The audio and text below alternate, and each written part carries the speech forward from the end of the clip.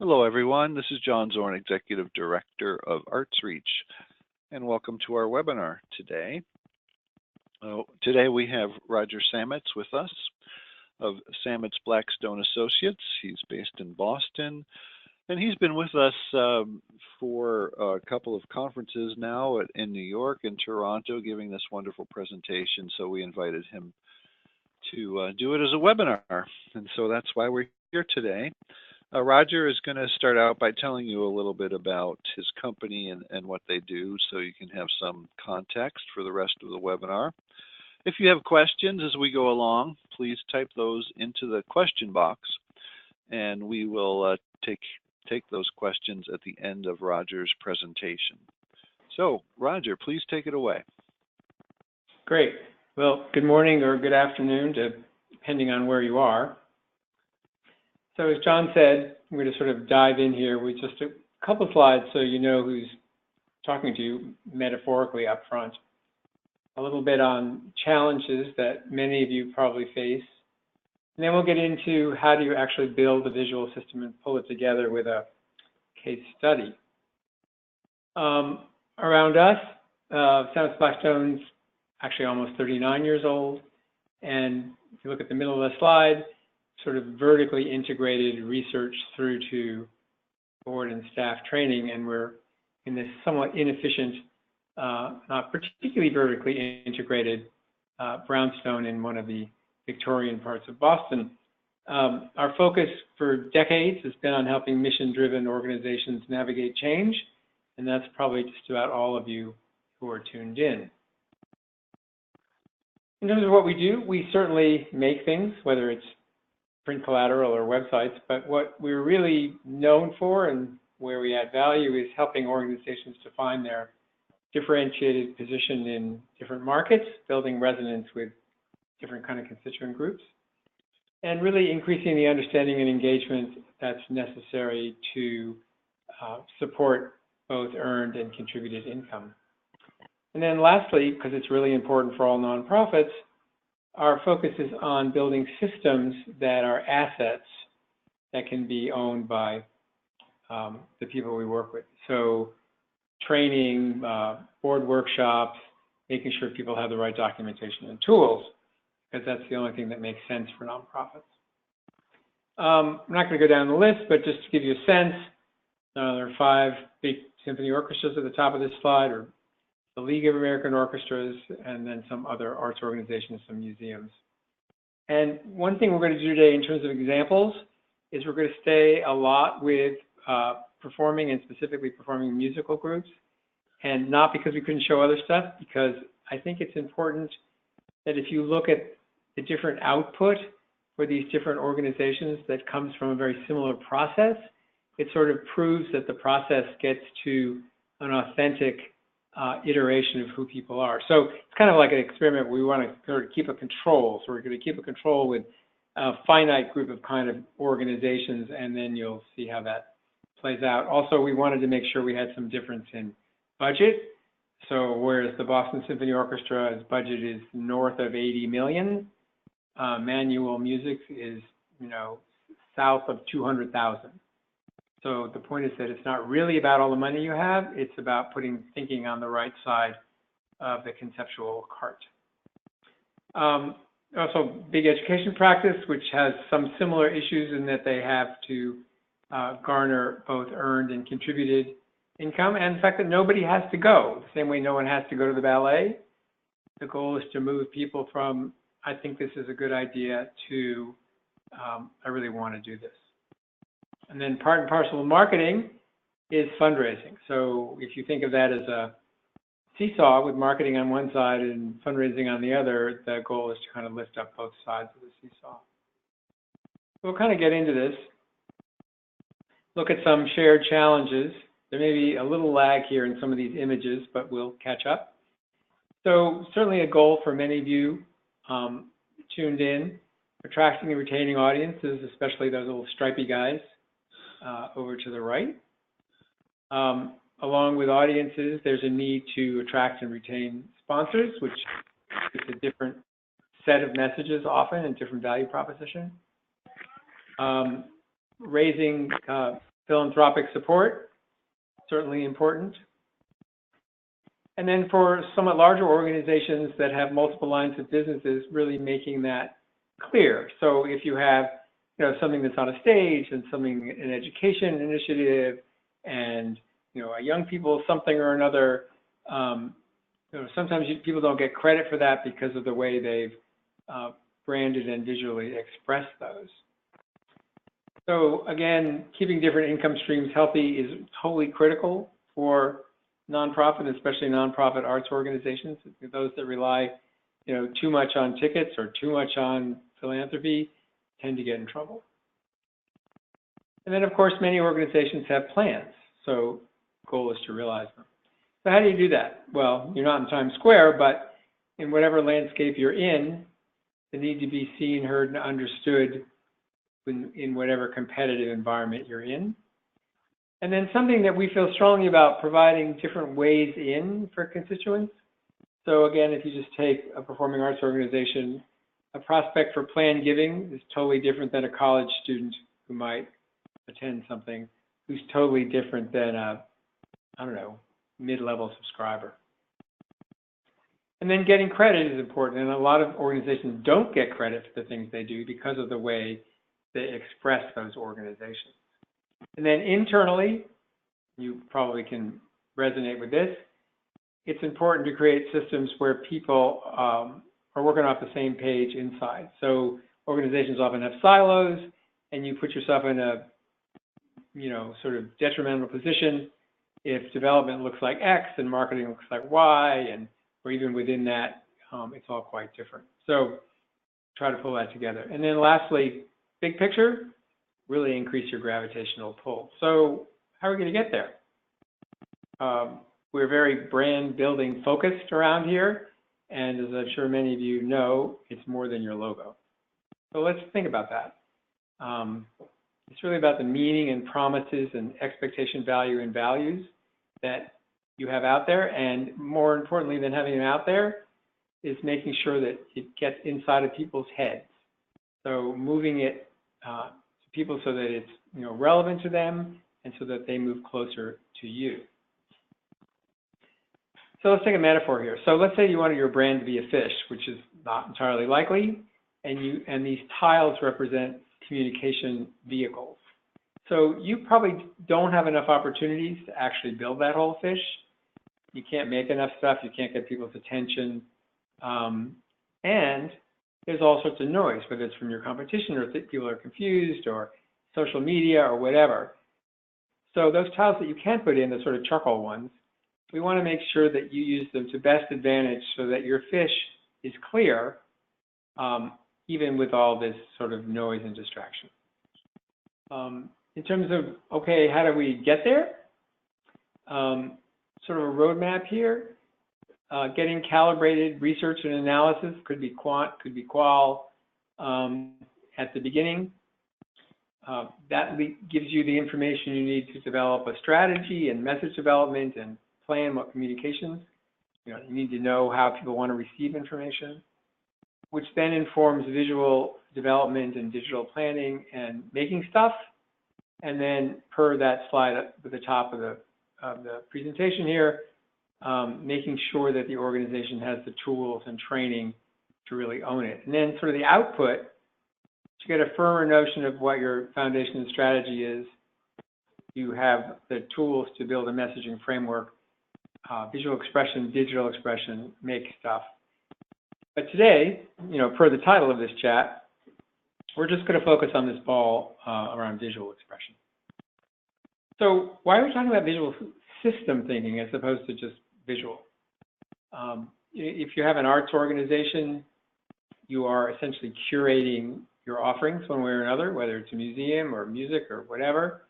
And your visual expression needs to be as curated. And especially for younger audiences, visual expression is messaging, it is content, and it can either be an invitation or a barrier. And then working within a system, and we'll get into building these systems, you'll see, lets you tune communications to different audiences. So going back to that difference between a planned giving prospect and a college first-time concert attendee, you're not going to send them the same thing, but you want to reinforce the same organization as you do it. And then on an operational and financial side, working within a system saves time and money and makes better use of the people you have and the materials and hardware, software you've already invested in. So we want to build systems, again, to get those different audiences that have volume and tone controls to be tuned. So we'll see how we get there. So in terms of research, you want to know, and you may have already done this research, you want to know who your audiences are, what they care about. That can be audience surveys, quantitative chats. You probably internally know your goals. It's a good exercise to go through different focus groups around what are the desired attributes, and we'll go into that, and positioning, because you want that to actually inform your visual system. You want to look at what you're making and to see whether it actually lines up with the attributes and positioning you're trying to get there, or whether it needs to be changed so that it does reinforce those things. What are people doing in your landscape external audit?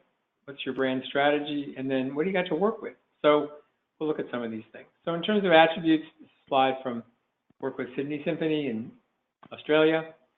Sometimes it's useful to look at these things in different columns. So what do you own? You know, you may own professional, you may own inspiring. What do you aspire to own? Well, in this case, they wanted to be dynamic. They weren't quite. And interestingly, they wanted to be yours. They wanted the sense of ownership in the Sydney community. Sometimes organizational attributes are different than what you actually deliver. So that's part of the exercise. And then this fourth column is really quite important, although maybe in common to a lot of arts organizations. What do you want to manage away? Like too white, too expensive, I have to dress up, whatever. And while you can't deal with all that through communications, you can help to reinforce the things you want to reinforce and get rid of the things you don't want to reinforce. And once this list is in place, it really helps figure out how you're going to write and design and present and tweet and blog. So it's not an academic list. So talking about internal audit, Sydney was spending a lot of money on stuff, you can see on the screen, but it's a little bit like, where's Waldo? Because the stuff is so different. So while they spent a lot of money, they didn't build any brand equity. They're one of the few people that still uses a lot of print, again, a different look. Their education stuff, again, a different look. And fundraising, consistent somewhat in and of itself, but a different look. So every buck they were spending on communications was buying about 70 cents worth of recognition, and we'd like every buck you spend to buy you about $1.25. Looking outside, externally, Sydney's a very competitive town, and the organizations were doing a really good job. In terms of differentiated assets, this is Emmanuel Music. They're in this Gothic church. That's something to work with. Sydney, of course, has the Opera House. Boston Symphony has the renowned Symphony Hall. So these are, you know, things that you factor in as you're going to think about building your brand system. Like, what do you have to work with?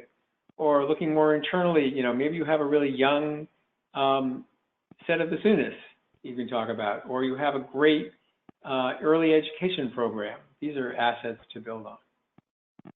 In terms of thinking about positioning, this is 4 bullets from Celebrity Series of Boston, which is a presenting organization. You know, what do you want to be positioned as in town? So in this case, preeminent presenter, idea of choice and flexibility, experiences you can't get elsewhere, and then what's the benefit? So this is something you can cobble together if you don't, but also you need to look around you to make sure you're not trying to own something that somebody else already owns. So for WGBH, which many of you may know is the originator of like Antiques Roadshow and Down, they were perceived as kind of antennas, and they needed to be perceived for fundraising purposes as a content engine. So there's a whole messaging structure, but top line, public media powerhouse, trusted guide for exploring new worlds and ideas, creating and delivering experiences, educate, engage, and entertain. So all of this, again, this is not a messaging chat today, but this all is necessary to inform how you think about a visual system. So now we get into visual system. Everyone knows you need a logo. We're calling it primary identifier here because it could be a symbol, it could be a word mark, it could be some combo. But organizations are also known by how they deal with type and color and imagery and gesture and composition. And it's not only just the choices, it's how those choices are articulated and the relationship among those choices that are important. So we're going to take a look. So in GBH, there's a system of typography, these two typefaces in these different weights. There's a core color palette, but there's also flexibility so that you can pull color out of this nature show or out of the Dowager Duchess's dress or from, I forget this guy's name, anyway, the yellow in that particular show.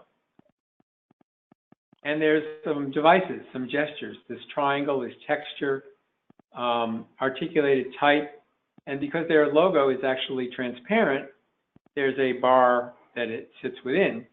So that's kind of the system, and it gets articulated on everything from as simple as a membership card through to more complicated and complex fundraising materials, but it all holds together because it's all based on the same system.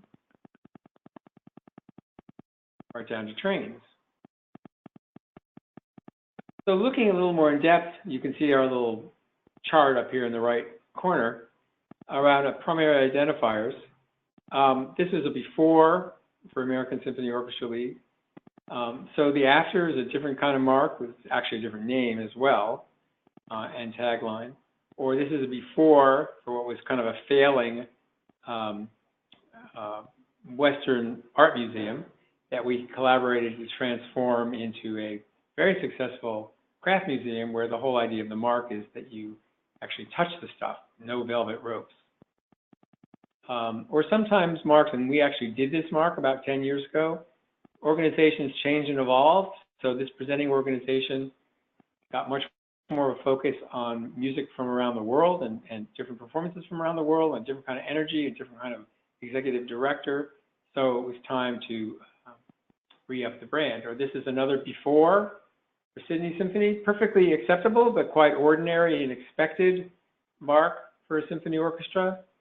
The new mark, which is anything but expected, you know, whether that symbol is about exuberance or the orchestra members or the repertoire or the audience, you can tell a story from it.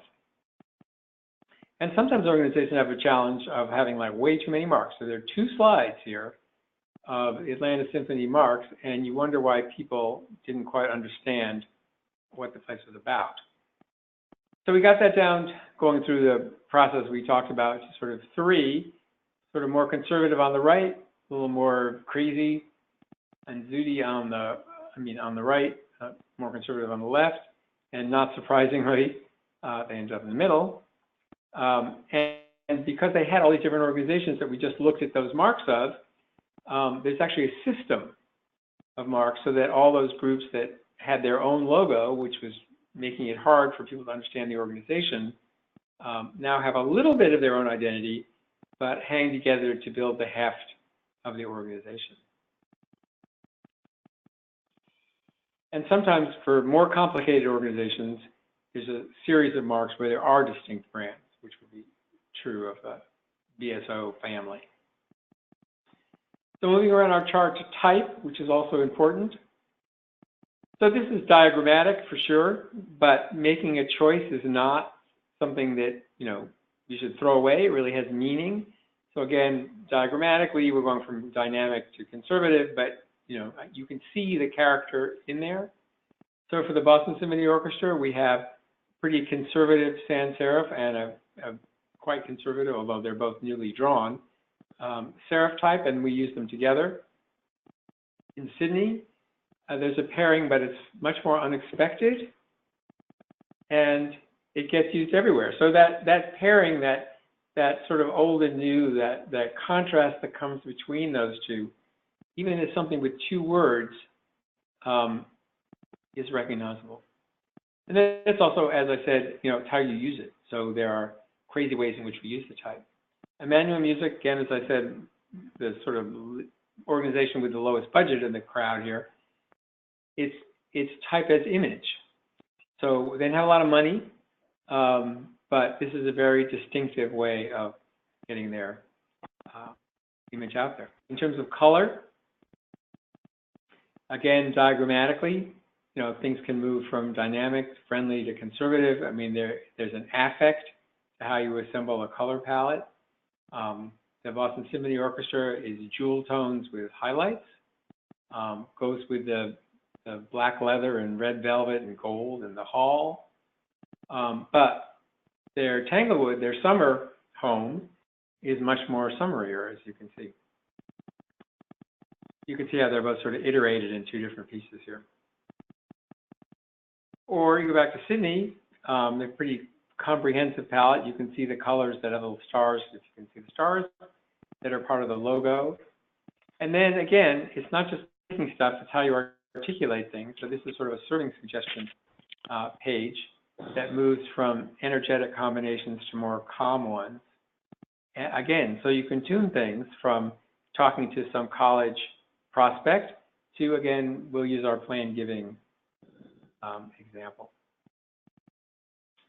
And these are two different iterations of an education piece, and you can see how the colors are used differently. In terms of imagery, it's really about content and execution. So again, going back to our diagram, how you take a picture, what your point of view can be as important as the content. But thinking of content, again, we're staying with performing groups here. You've got people who make the experience, you've got people who participate in the experience, and you've got where it happens. So those are like not exhaustive, but there are certainly three buckets.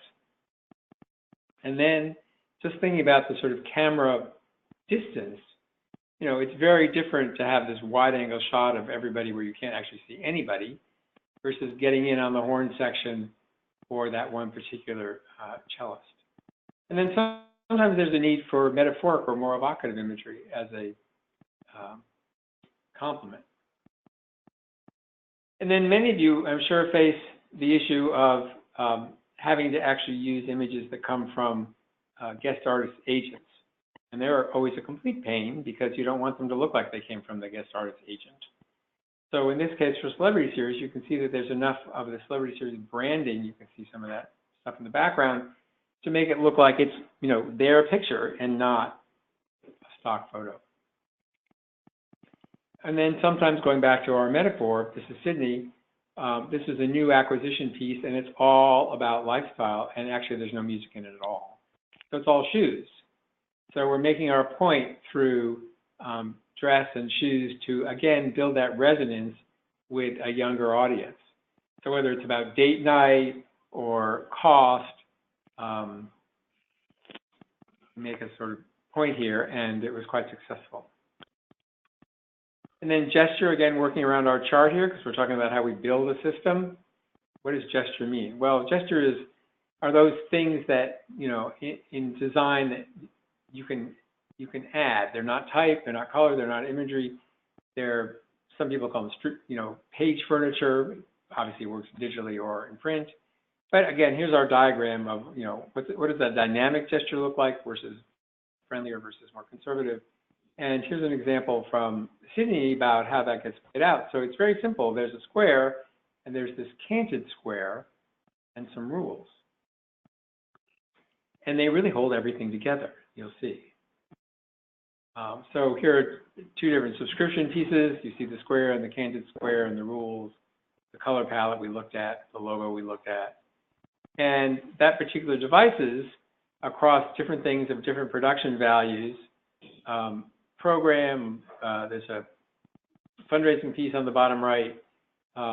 They're all being held together by that device and these typefaces. Similarly, manual music, there's this very strong set of angles that are, again, these devices don't cost you anything, and they provide glue across things. And then lastly, composition, which is generally the disposition of stuff on a surface, generally based on a grid of some sort. So again, we go back, start with our diagram here. The first one, dynamic, engages the edge, has a lot of more sort of asymmetry of some bits. Friendly, conservative is down the center, not surprisingly. So you start to see some of this being pulled together in some of this Atlanta work. You see the gestures, the lines, you see the high contrast between the two typefaces. And these are from a subscription piece. But then as you look to, a season guide or calendar, you can see how this all holds together because they're all employing that same system, right through to, another renewal piece, but also here's the education piece, here's the kids piece. So it's different enough, but it's clearly giving the organization credit. So in terms of owning your system, which is certainly important, we do a lot of documentation. These are some pages from the Boston Symphony book. And what that does for you, aside from really helping you have an asset, this is a subscription piece we did 10 years ago. And I put this up here.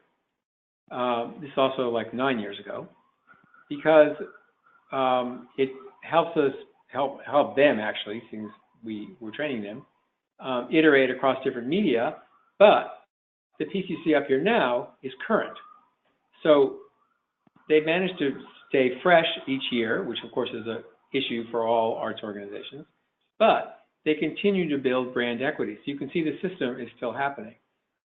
Or looking at Tanglewood, this is also 9 years ago that we did, and this is 2017. So the same system, the same approach to imagery. So they're being fresh and they're building brand equity, which is really the twin goals that you want to achieve. So we're going to wrap this up with a case study from Seattle Symphony, so you can see it sort of more linearly. In Seattle, the big picture was really they didn't have any brand system, and they needed to support both earned and contributed income. And they really, we're kind of starting at zero. They didn't have any messaging or visual system or any particular communication vehicles, especially a web that was helping them really do much. Tactically, we had to work with them on attributes, on a brand strategy, because they had two presenting brands, so kind of complex. We're not going to get too far into that. And creating a visual system, and then transferring knowledge so that people who were working there would own the system as an asset and be able to execute. So where we started, again, we talked about doing an internal audit. So these are pieces they were making, and you can certainly see it's another Where's Waldo problem. Some of these you could decide are pretty good, but that doesn't mean that they had any coherence. Or if you look at their materials for sort of ancillary kind of stuff, it gets even more different. I mean, you might decide that that Wolfgang thing is kind of cool, but it certainly doesn't reinforce Seattle Symphony. And then you get into education, and which happens with many organizations. You wonder why they can't fundraise for it, or why an organization doesn't get credit for it, because it's visually branded so completely off the reservation. And then they had the added issue of they were presenting the orchestra on stage, but they also had pop series that were in the same hall, and people were confused. And then they also had this thing called Soundbridge, which is basically a space they rented and had its own website. So in terms of brand strategy, and again, it's not what we're gathered here today to talk about, but really putting the orchestra and what they did in the center here, their pop series in the hall is that purple rung, and then when they had resident companies or rentals, different kinds of branding for all this, because people were very confused. And then this chart, which we won't spend a lot of time on, shows sort of how brand gets expressed. If their orchestra members were on stage, it's all about the Seattle Symphony brand. That gets sort of modulated if they're, for instance, on stage backing up some, well-known rock person, for instance. And then it goes away entirely for other resident companies or rentals.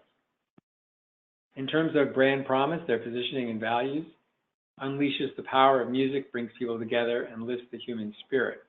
So, they're in Seattle, so they're a lot more sort of people-oriented than some orchestras in some other cities. And in terms of their values, getting curiosity and innovation is really all about that particular city. In terms of strategic goals, they had a 5-year plan, and if you can certainly help realize that through a visual system and messaging, all the better. Excellence, no surprising there. Forward-looking is certainly important for Seattle. Reflecting the energy and spirit of the city, which is not the same if you were doing it in Minnesota. And audience engagement was big, and community connection. So in terms of brand attributes, it starts with progressive and innovative, which would not be necessarily how some others would start. And there were some different ones for their younger years programming, where they wanted to be nurturing, and then different again for their pop presentations, where the whole idea was sort of that must-see TV of NBC Thursday night of many years ago. The whole something for everybody, and the fact that it's a really it's a great night out. A departure point was, in fact, their mark. While one could certainly do another mark, if you're trying to use your money well, there was nothing wrong with it. Had equity, so we certainly weren't about to pitch it. And interestingly, this hot pink, this cerise, this magenta, was very much associated with them. And again, not a color that you would use for a big orchestra in too many other cities. You couldn't get away with it. That's a positive and negative iteration for social media.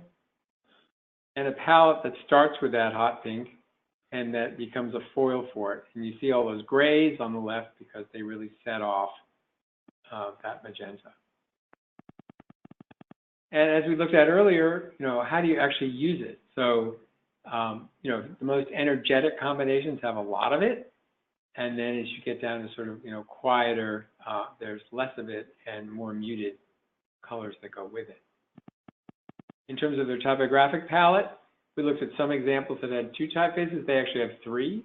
And it's a pretty crazy combo because you've got this really geometric slab serif that's used with a late 1500s Adobe, and this more sort of humanist slab sans serif, this Proxima. More interesting than a Helvetica or an Arial, a little more quirky, but has that same sort of function. And then again, it's not just what you pick, it's how you use it. So you can see the large type, the overlays. Going back to imagery, they do have the same buckets that we talked about earlier. Who makes the experience, who comes to the experience, where the magic happens. But they also needed imagery for family concerts and school programs. And you can see here, we talked about execution. The camera in these 2 larger photos, the camera is definitely a participant. It's not like, across the room. It's like in there. So that's a decision.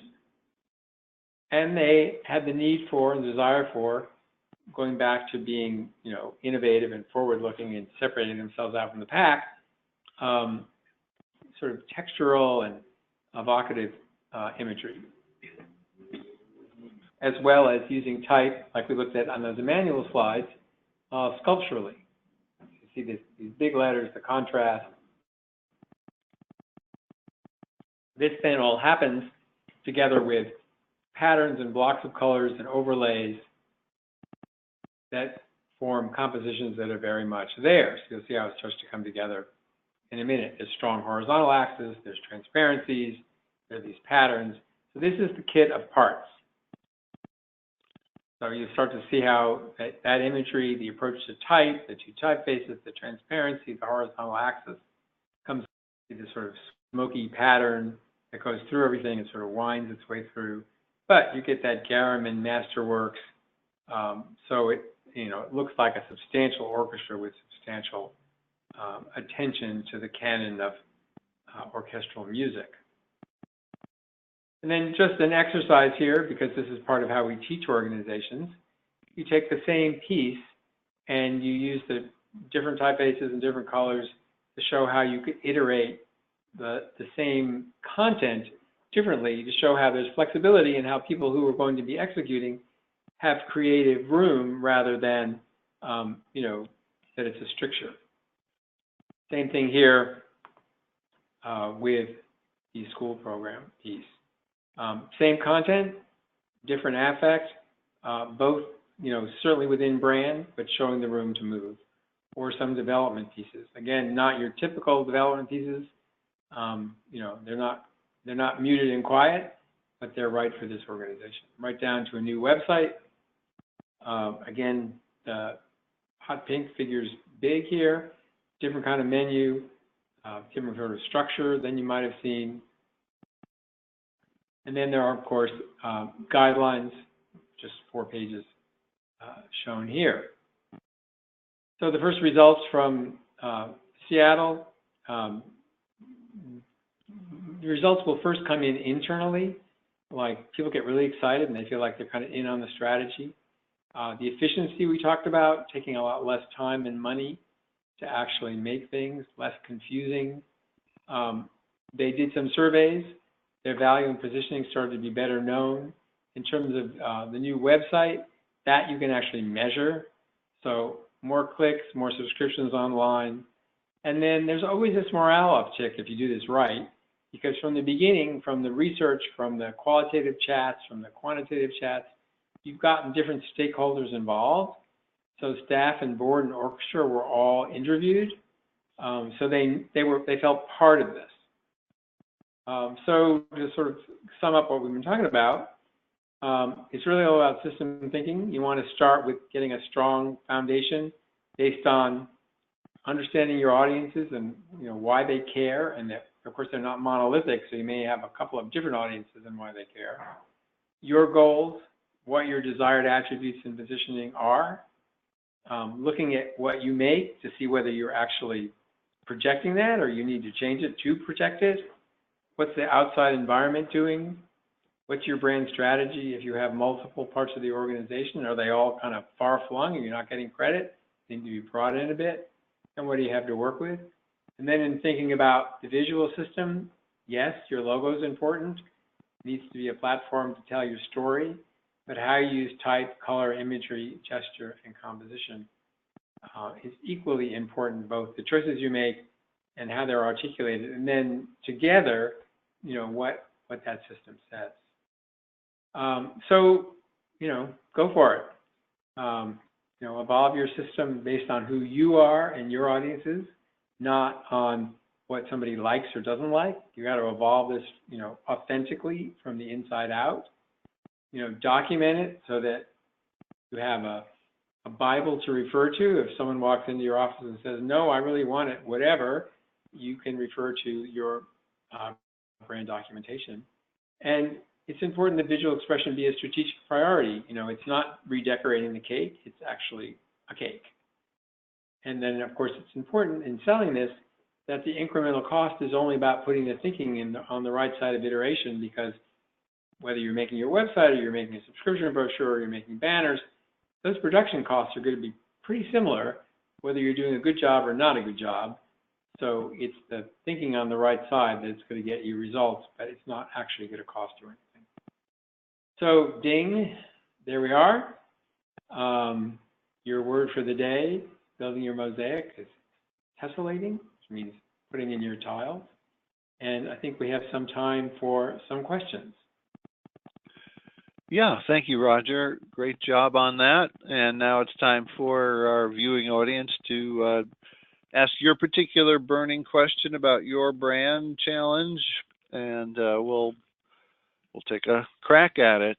While you're formulating your question and typing it in and sending it in, I just want to remind everyone that we did record this webinar today, and we will be putting it in our knowledge base at artsreach.com, where we house so many of these webinars and e-nuggets and articles from our magazine, etc., conference presentations. So members of ArtsReach can access all of that. You can go back and review this presentation today if you'd like, with your staff, etc. So just make sure that you take advantage of all that. If you're an ArtsReach member, if you're not, you can become one at the website. Okay, so time for questions. I have an executive director who wants all our marketing materials to look different every year. She says the stuff needs to look fresh or people won't look at it. That's not what you've been recommending so far. What do I tell her? Okay, well, yes, we certainly weren't recommending it. We talked about the sort of twin goals, which can seem as antonyms, but aren't really. You need to be fresh, but you need to build brand equity. And the key to that is really the system thinking. Because if you have your color palette and you have your type palette and you have your sort of way of working, these are levers that you can move differently. As we looked at in those two, different covers for Seattle, they were quite different, but they held together because of the glue of the system. So you really can have it both ways, and I think that needs to have that chat with your executive director. And to do otherwise, and we looked at some of those examples at the beginning when we were looking at the evaluating what Sydney had done. To do otherwise, aside from taking a lot of time and money and angst to make things different every year, yeah, it'll look fresh on a kitchen table, but it won't build any brand equity, and it won't be recognizable from 10 feet away, and it'll cost more. So you can do both, but you need to do it within a system context. Okay, thanks, Roger. Keep those questions coming in, folks. Here's another one. Is there anything you would recommend for building a brand among communities that are fairly decentralized? We work in a county with 10 somewhat disconnected cities. It's hard to know what brand for what means. Right. How about if the person who asked that question types in what they're talking about, and that person did a symphony. Okay. Can you ask that again, John? Okay. Is there anything you would recommend for building a brand among communities that are fairly decentralized? We work in a county with 10 somewhat disconnected cities. Well, I think in the research, again, I don't know what the organization is, but I think in the research phase, what you're looking for are what are the through lines.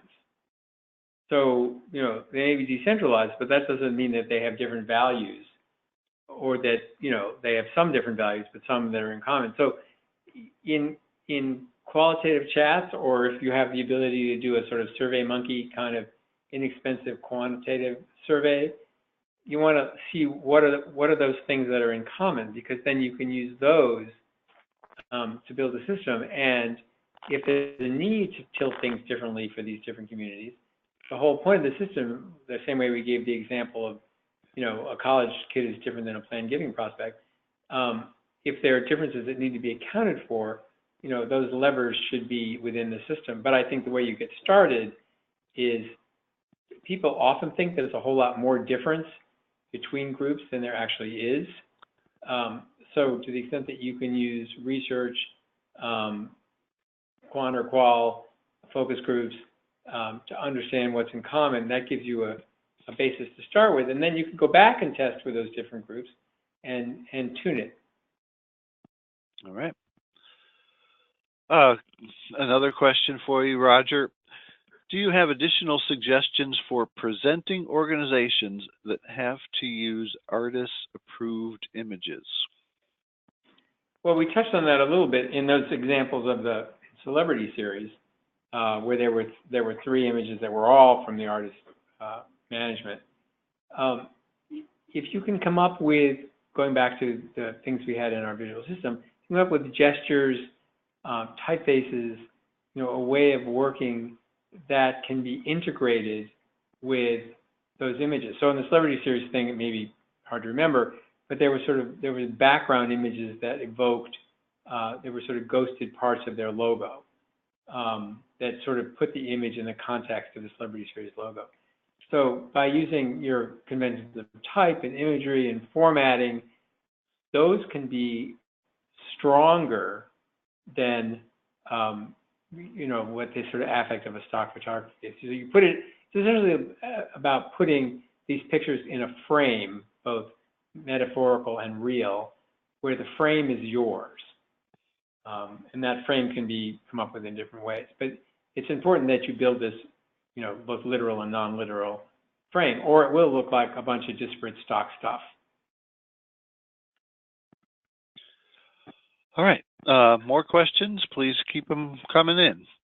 I'm the designer in my organization, and I try to understand needs and goals when I design, but I'm constantly being confronted by what my boss likes personally. Any advice? Yeah, we hear this all the time, whether it's in arts organizations or in colleges or whatever. Well, first of all, you have to not be shy. And you have to somehow move the conversation from, okay, that's really important if you're painting your dining room walls, but what we're really talking about here is what are decisions that will advance the organization. And the stuff we've been working on, this person would say, has come out of focus groups and quantitative surveys and an agreed upon list of attributes that want to be advanced and positioning that's desired. So, this typeface or this color, we've really all decided is advancing this attribute. So, if you want to be understood as progressive and innovative and cutting edge, the last thing you probably want to be is brown and gray. I mean, giving an extreme example here. If someone said, well, we want to be brown and gray and really dark something, okay, but our attributes are progressive and out there and lively. So if you can tie it back to words that everybody can understand, whether or not they're, quote, visual people, close quote, and make it clear that, it's not about their taste. I mean, you can never totally get away from that, but it's not about their taste. It's about advancing the organization, and they need to put their dining room wall decisions to one side. Hope that helps. Not always easy. All right. We have time for one or two more questions, so go ahead and type them in real fast, and we'll take care of them. My organization has a bunch of parts. There's the main stage theater presentations, a black box series, some informal things we do in the lobby, an adult enrichment series of lectures, and quarterly kids workshops. They all have different logos. I know this isn't helping people to understand us. How might I help to change this situation? Okay, well, it's also a common problem. We touched on that a little bit when we were looking at, again, we kind of whizzed through these things, the Atlanta Symphony, where they had 2 slides worth of logos, and nobody could quite understand what the hell was going on. So to the extent that you can build a logo system, as opposed to just a logo, whether that means, a series of colors, or the mark has, a slot for a typographic modifier that goes underneath things, or that you build in some graphic thing that, moves, like there's a little square that moves around, or, something happens, but there's enough center there to hold, and then enough something to move so that the different organizations feel like they have, some kind of, identity that's separate. But again, it's this whole idea of coherence and flexibility. But if you don't do that, it'll be harder to raise money. People won't understand the parts of the organization. They'll go, well, I didn't know they had this, or, I didn't know that kids program had anything to do with this, which would make it, of course, harder to raise money for that kids program. So thinking logo system rather than logo, and then using your visual toolbox that we've been talking about. Again, for some program, you might be using the brighter part of your palette. For another program, you might be using the sort of more saturated part of your palette. Maybe the typefaces are all in common. You can have it both ways. Hope that helps. Okay, we have time for one more question, and here it is. Can you recommend resources for branding color choice? why an organization should settle on one or two colors, which colors say what, etc. We have a 5-colored logo, and I've encountered resistance to changing it. Well, there's sort of two parts of that question, I think. We'll take the second half first, I think. Well, a 5-color logo sounds like a challenge. Like, what do you do when you can only do black and white or something? Does it all translate into different grays? So it does sound overly complex. It might be beautiful, but in terms of sort of best practices, you want a mark to be something that reads simply, on something as small as a business card or, iPhone for social media. So it sounds like maybe it should be simplified. But for the first part of the question, is there a resource? Well, I mean, there's plenty to read, and we could dig up something, sort of affect of color. But a lot of that is common sense. I mean, you guys, all know that if you're going to deal with hot pink or bright oranges or reds, that's all going to be a lot more dynamic than if you were in browns and grays and muted color. So there is some common sense there about what makes sense in terms of the adjectives or the attributes that you're trying to establish. But that said, there are some more scientific writings about the affect of different colors, and we could try to dig that up, or you could try to dig that up. But again, there's two parts to that question, and there's no right answer. It has to come out of who you are in an organic, authentic way. And then the second part is, you probably want a more simple, the argument to simplifying the mark would be, operationally, it might be quite cumbersome to use, not having seen it. And you want it to be something that people can grasp instantly and not have to sort of process. Hope that helps. Okay, very good. We're at the end of our hour. If you want to be in touch with Roger, there's his info right there, roger@sametz.com.